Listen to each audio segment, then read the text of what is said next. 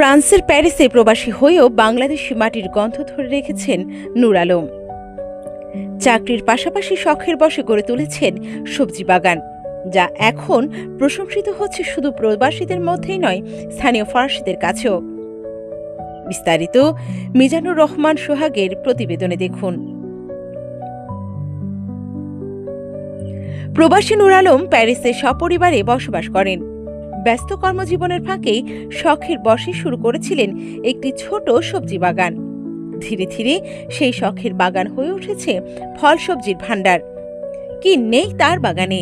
ঢেঁড়স, বেগুন, লাউ, কুমড়া, মরিচ থেকে শুরু করে বাংলাদেশের প্রায় সব ধরনের সবজি সযত্ন পরিচর্যায় ফলন হয়েছে বেশ ভালো। নূর আলম আমাদের প্রতিনিধিকে বলেন, বাংলাদেশের মাটি আর ফসলের টান আমাকে সবসময় টানে।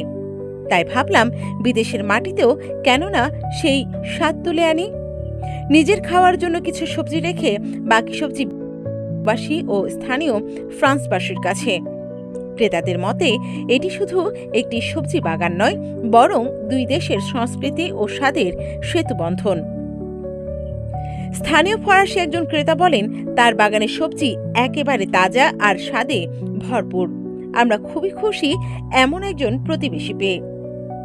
নূর আলমের এই উদ্যোগ প্রমাণ করেছে প্রবাসেও মাটির টান ভুলে যাওয়া যায় না, বরং তা হতে পারে অনুপ্রেরণার উৎস, যা প্রশংসিত হবে দেশ বিদেশের সবার কাছে।